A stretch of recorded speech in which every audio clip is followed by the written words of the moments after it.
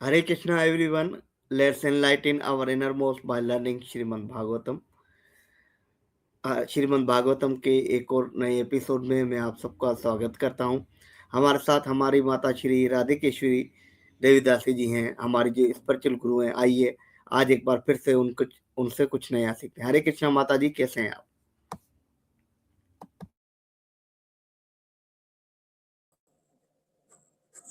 हरे कृष्णा प्रभु जी, हरे कृष्णा। सभी भक्तों को प्रणाम, बहुत दंडवत प्रणाम।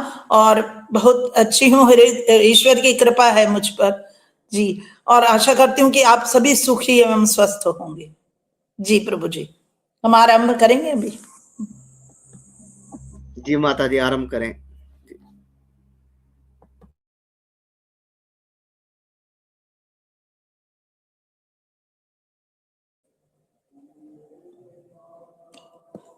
आरंभ करें प्रभु जी। ओम नमो भगवते वासुदेवाय। ओम नमो भगवते ओम नमो भगवते वासुदेवाय।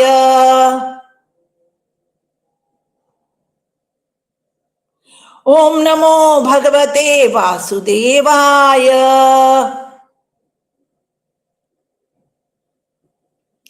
नारायणं नमस्कृत्य नरं च एव नरोत्तमं देवीं सरस्वतीं व्यासं ततो जयमुदीरयेत्। नष्टप्रायेषु अभद्रेषु नित्यं भागवत सेवया भगवती उत्तम श्लोके भक्तिर्भवति नैष्ठिकी। कृष्णाय वासुदेवाय देवकी नंदनाय च नंदगोपकुमाराय गोविन्दाय नमो नमः। मूकं करोति वाचालं पंगुं लंघयते गिरिं यत्कृपातमहं वन्दे परमानन्दमाधवम्। ओम अज्ञानतिमिरान्धस्य ज्ञानाञ्जनशलाकया चक्षुरुन्मीलितं येन तस्मै श्रीगुरुवे नमः। श्री चैतन्य मनोभीष्टं स्थापितं येन भूतले स्वयं रूपः कदा मह्यं ददाति स्वपदान्तिकम्। वन्देऽहं श्रीगुरोः श्रीयुतपदकमलं श्रीगुरून् वैष्णवांश्च श्रीरूपं साग्रजातं सहगण रघुनाथान्वितं तं सजीवं साद्वैतं सावधूतं परिजनसहितं कृष्ण चैतन्य देवं श्री राधा कृष्ण पादान सहगण ललिता श्री विशाखान्वितांश। हे कृष्ण करुणा सिंधु दीनबंधु जगतिपते गोपेश गोपिका कांत राधा कांत नमोस्तुते। तप्त कांचन गौरांगी राधे वृंदावनेश्वरी वृषभानुसुते देवी प्रणमामि हरिप्रिये।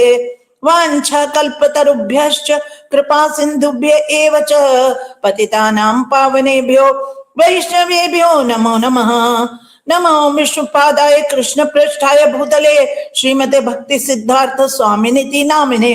नमस्ते श्री श्री राधा रास बिहारी चरण कमल सेवकम श्रीमते भक्ति वेदांत स्वामी शिष्य प्रिय दे। नमो विष्णुपादाय कृष्ण पृष्ठाय भूतले श्रीमते भक्ति वेदांत स्वामिनिति नामिने। नमस्ते सारस्वते देवे गौरवाणी प्रचारिणे निर्विशेष शून्यवादी पाश्चात्य देशे तारिणे। जय श्री कृष्ण चैतन्य प्रभो नित्यानंद श्री अद्वैत गदाधर शिवासादि गौर भक्त वृंद।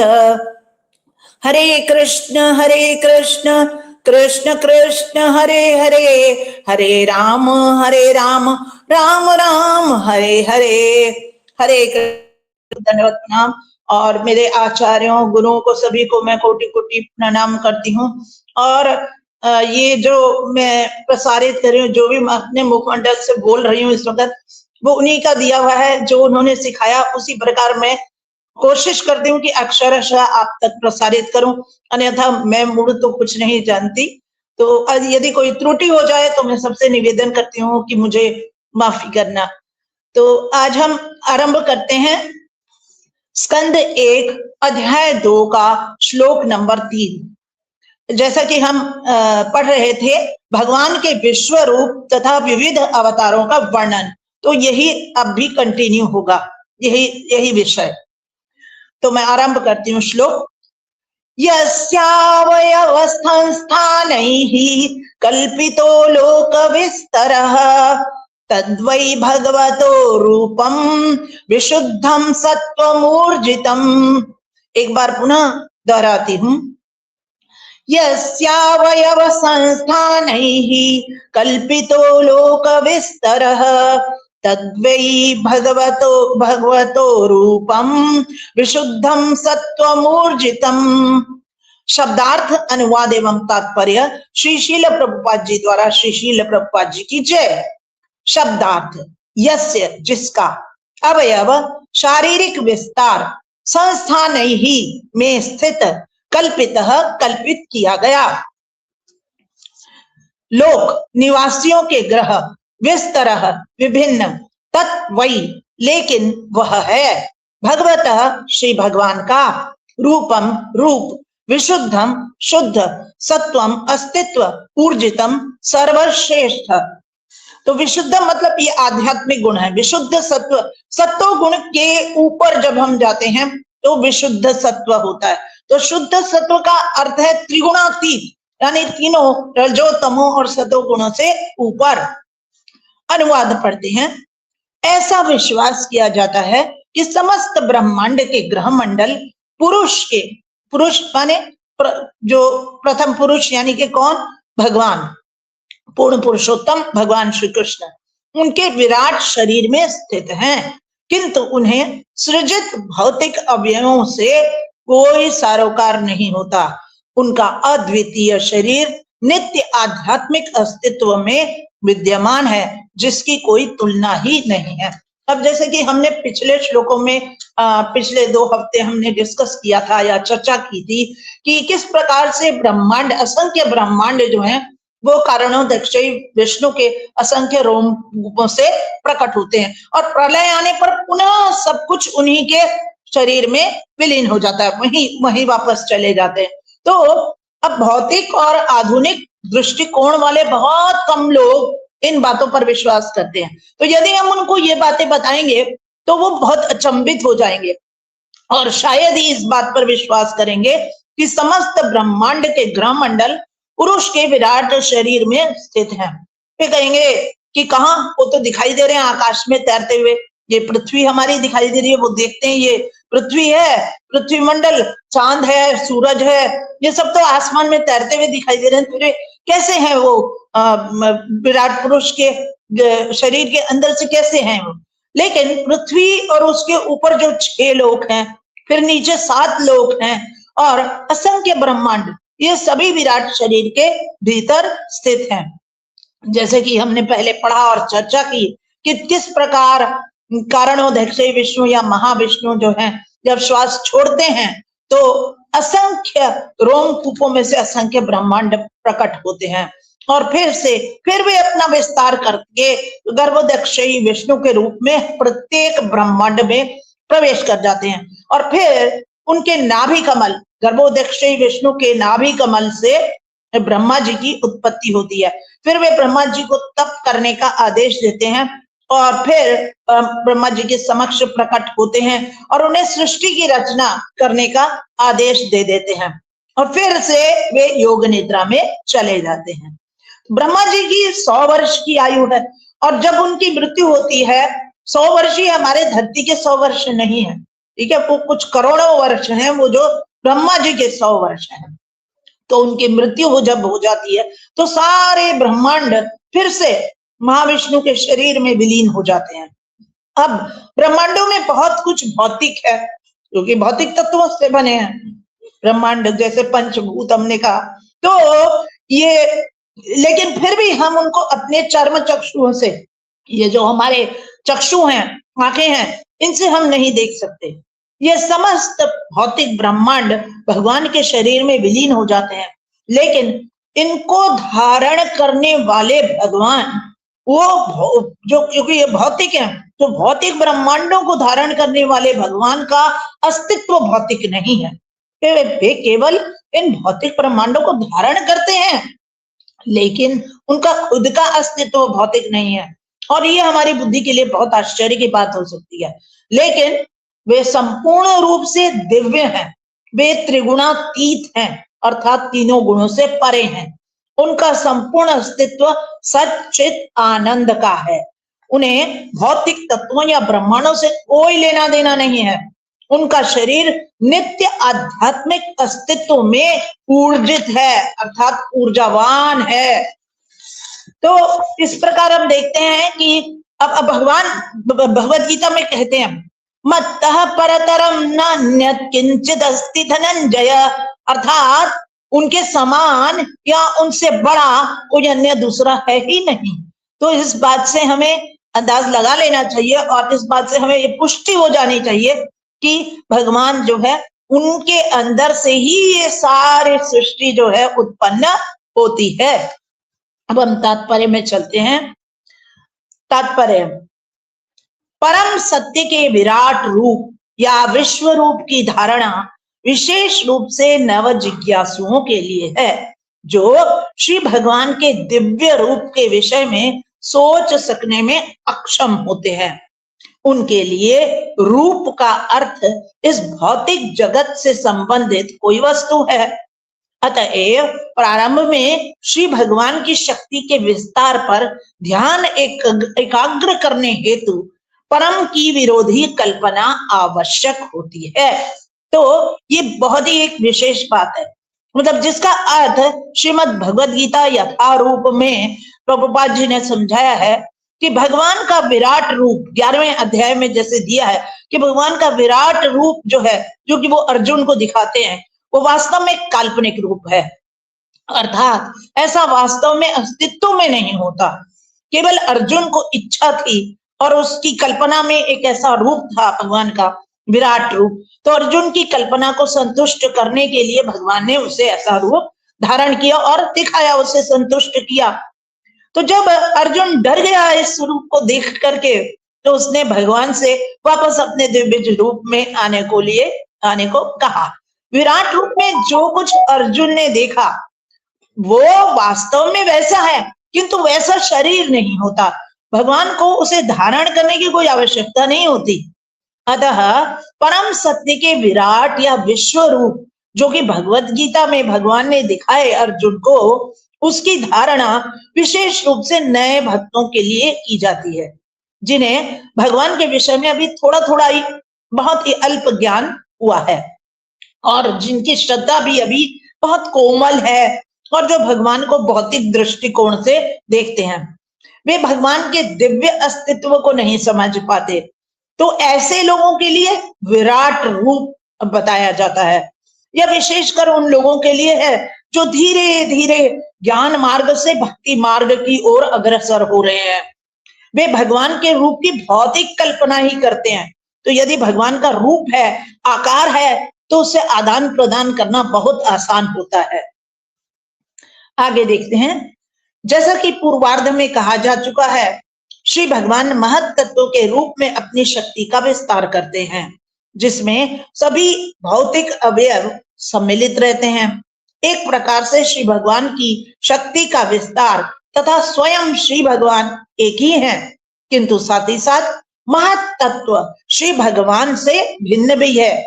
फलस्वरूप श्री भगवान की शक्ति तथा श्री भगवान एक ही साथ भिन्न तथा अभिन्न दोनों हैं।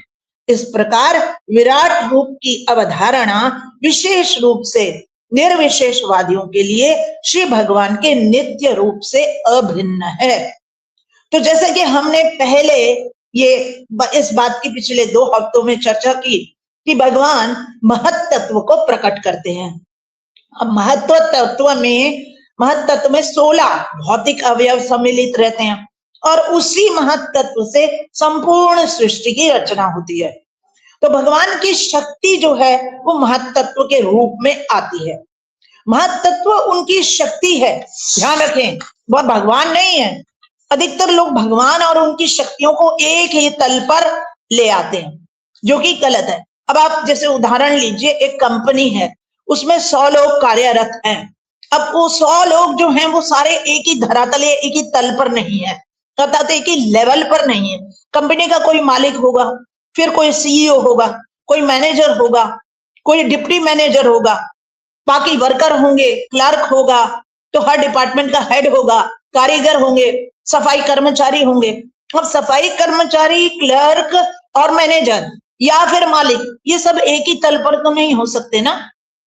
तो इसी तरह से भगवान के विषय में भी जब हम कहते हैं तो भगवान, सामान्य व्यक्ति ये सब नहीं समझ पाते, तो इसी प्रकार भगवान के विषय में वे नहीं जान पाते।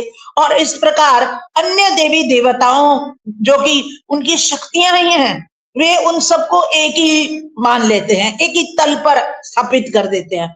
तो भगवान ने ये अपनी विभिन्न शक्तियां संचरित की हैं। जैसे डिपार्टमेंट का कोई हेड है तो वो काम बांट देता है, या डायरेक्टर है वो काम बांट देता है कंपनी का, तो कंपनी के विभिन्न कर्मचारियों में उसके, इसी तरह से भगवान ने भी जो है अपनी शक्तियां विभिन्न देवी देवताओं में संचरित की है। वे शक्तियां भगवान से ही प्राप्त हुई हैं उनको, तो एक ही तल पर ये सब नहीं है। तो शक्ति और शक्तिमान, ठीक है, शक्ति कौन?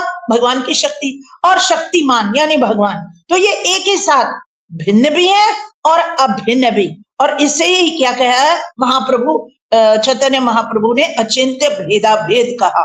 अब जैसे कि सूर्य और सूर्य की किरण है, सूर्य की किरण सूर्य नहीं हो सकती, लेकिन सूर्य में सूर्य की किरण शामिल है। इसी तरह से अग्नि, हम आग जलाते हैं तो उसके छोटे छोटे पार्टिकल्स जो है स्फुलिंग, वो उड़ उड़ करके जाते हैं। अब उस स्फुलिंग में जो ऊर्जा होती है वो अग्नि की ऊर्जा होती है, लेकिन हम स्फुलिंगों को अलग अलग से अग्नि नहीं कह सकते, अग्नि में स्फुलिंग शामिल है, स्फुलिंग से अग्नि नहीं बन रही। तो ये बात हमें ध्यान रखनी चाहिए कि इसी प्रकार विभिन्न देवी देवता जो है वो भगवान के अंश तो हैं, हम भी भगवान के अंश हैं, लेकिन उनमें जो शक्ति संचरित है वो भगवान द्वारा प्रदत्त है, तो वे देवी देवता भगवान के नहीं हो गए, ठीक है। तो इसी प्रकार विराट रूप की अवधारणा निर्विशेषवादियों के लिए है, किंतु ये रूप भगवान से अभिन्न है। इस प्रकार कारणोदक्ष विष्णु, फिर हो गए गर्भोदक्ष विष्णु, और फिर वो क्षीरोदक्ष विष्णु, अथवा भगवान का विराट रूप, ये सब एक ही हैं, तो एक ही एक है। और लेकिन भगवान की विभिन्न शक्तियां और प्रकृति केवल उनके अंश हैं, और उसी प्रकार से महत्त्व भी भगवान की एक शक्ति है, उनका एक अंश है, ठीक है, वो भगवान नहीं हो सकता। आगे देखते हैं, श्री भगवान का यह नित्य रूप महत्त्व की सृष्टि के पूर्व से विद्यमान रहता है, और यहाँ पर इस बात पर बल दिया गया है कि श्री भगवान का नित्य रूप प्रकृति के गुणों से परम आध्यात्मिक या दिव्य है। यही दिव्य रूप श्री भगवान की अंतरंगी शक्ति द्वारा प्रकट होता है, और अनेक अवतारों के रूप में उनका स्वरूप वैसे ही दिव्य गुण वाला बना रहता है, उसमें महत्त्व का किंचित स्पर्श भी नहीं होता। तो हम जैसा कि श्रीमद् भागवत चतुश्लोकी श्रीमद् भागवत में कहा गया है, अहमेवा समेवाग्रे न अन्यत् सत् असत् परम पश्चात्य तथेच न अवशिष्येत् स्वस्म्यहम्।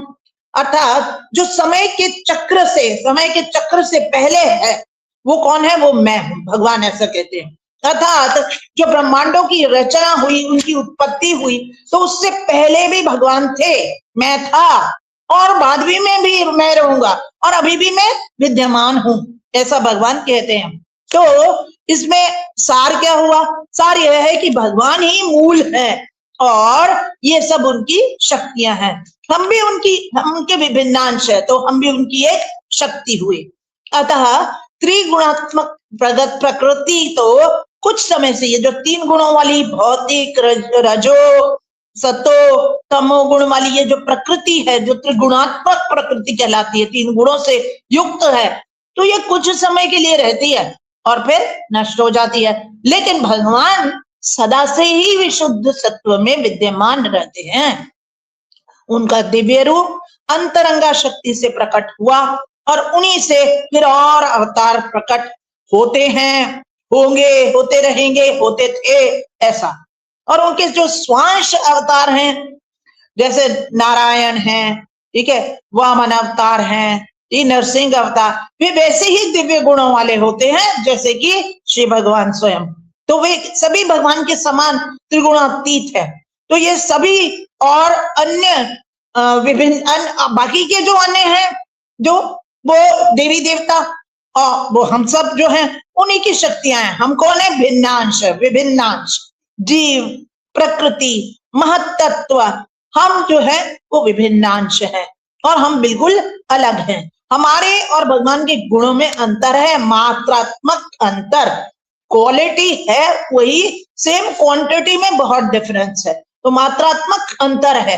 तो इसीलिए महत्तत्व जो है उसका कुछ भी हिस्सा जो है वो भगवान का नहीं है। मतलब उसमें भगवान में ऐसा ना सोचें कि महत्तत्व भगवान है, भगवान से उत्पन्न हुआ है तो भगवान है, नहीं। तो वो केवल भगवान की एक शक्ति और या ऊर्जा है। तो यही कहते हुए मैं अपने वाणी को विराम देती हूँ यहाँ पर। तो हरे कृष्णा प्रभु जी, आप आ जाइए। जी जी प्रभु जी, हरे कृष्णा। हरे कृष्णा। बहुत बहुत धन्यवाद माता जी। बहुत ही अच्छा श्लोक और संसार की रचना, क्रिएशन ऑफ यूनिवर्स की जो कंटिन्यूएशन थी आज आपने हमें सिखाया।